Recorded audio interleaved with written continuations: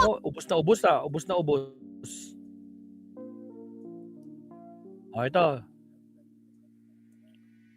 Rapido ni Attorney Ricky Tumutorgo, Enzo Recto.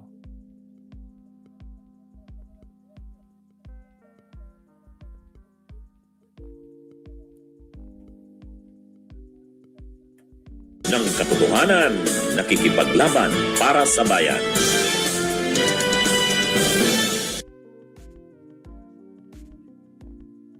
Mga kabunyog, mga kababayan, magandang araw po sa inyong lahat. Welcome po sa isang namang episode ng ating talakayan dito po sa Rapido ni Attorney Ricky Tumutorgo. Mga kabunyog, inyo pong lingkod, Attorney Ricky Tumutorgo. Ayan, rapiduhin na namin, rarapiduhin na naman natin to. Si Jingo Estrada, mga kabunyog, ayan, mukhang nalalapit na. Mukhang nalalapit na ang araw ng pagkukulong dito kay Jingo Estrada. Sasamahan niya na ang best friend niyang si Bong Revilla. Bakit?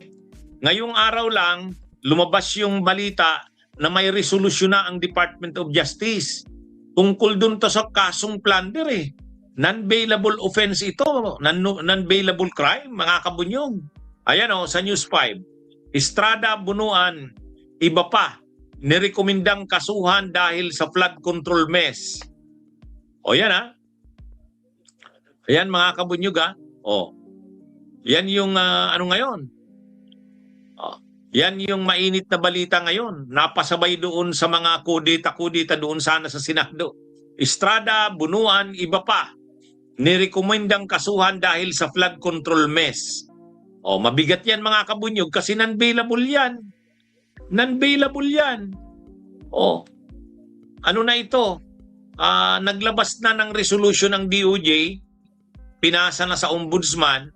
So, ibig sabihin, magpa-file na ang ombudsman nito, mga kabunyog, mga kababayan.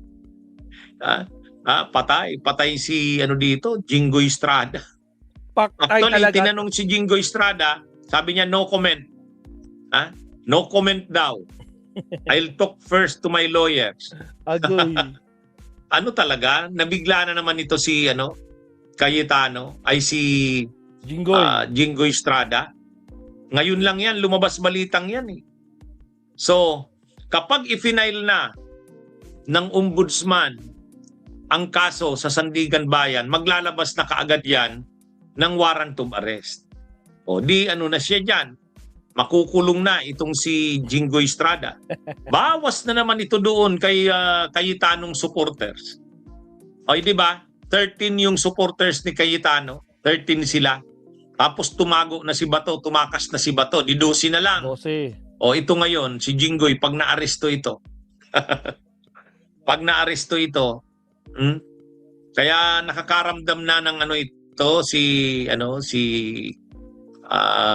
Jingo Estrada, tinanong na eh. Tinanong na ng media, wala nang masabi. Sabi niya, no comment.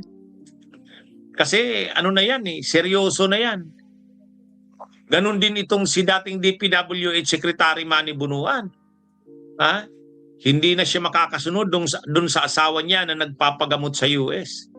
Kasi mayroon na sa kanyang precautionary whole departure order. Oh, ano yan? Hayaan nyo, susunod na rin diyan si Joel Villanueva. Pero ang malinaw dito, mga kabunyog, hindi na pwedeng hindi aksyonan ito ng ombudsman. Kasi recommendation na ito ng DOJ, nagsagawa na ang Department of Justice ng preliminary investigation.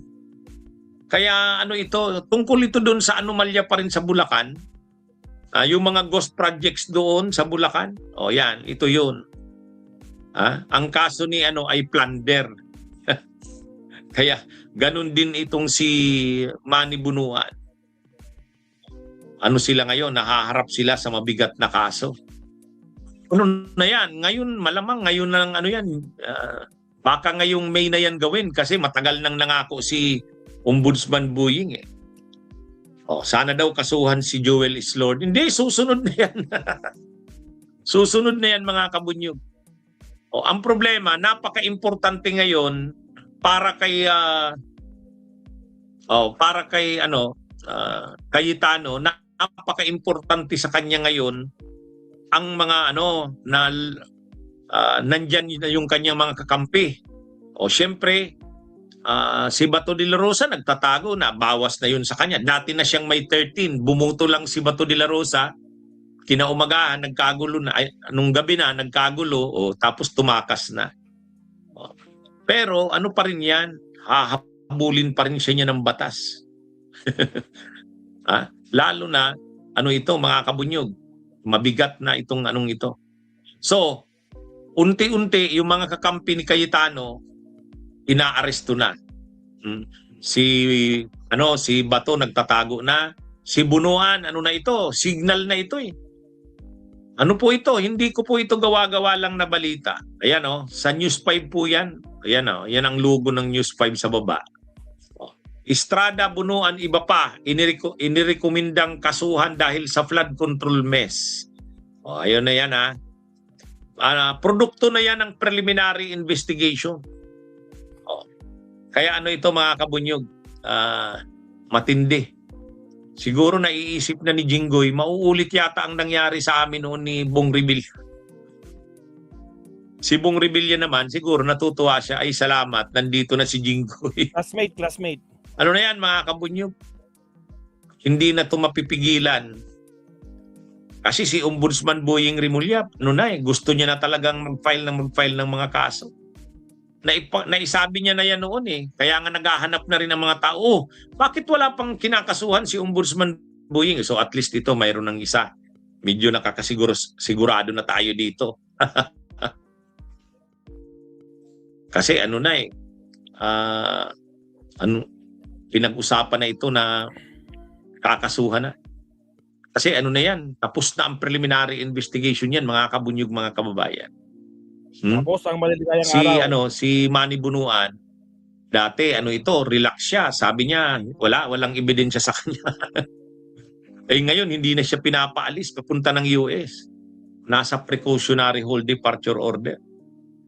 Si Jinggoy, alam niya na na yan, susunod na yan, warrant of arrest na yan.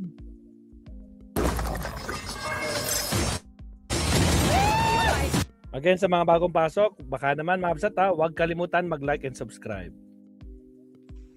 Kaya na yan, grabe na ang taranta na yan ngayon si Jinggoy Estrada kung ano nang gagawin. Kasi hindi niya rin yan mapipigilan. Mabibigat tong mga kasong ito. And then, makukulong po yan, makukulong. Kasi non-bailable ito eh. Non-bailable po itong mga kasong ito. Plunder. Na yan? Kaya yung yabang ni Alan Peter Cayetano, nasabi niya, anong sabi ni Alan Peter Cayetano? Pinagmamalaki ni Alan Peter Cayetano na hindi daw siya natibag. Hindi daw natibag ang Senado under sa kanyang leadership. Huwag siyang magsabi kasi ito si Jinggoy pag naaresto yan.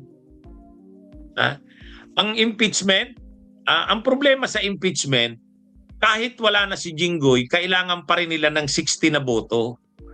Kasi ang nakalagay kasi sa konstitusyon, kailangan ng 2/3 ng lahat ng members ng Senado.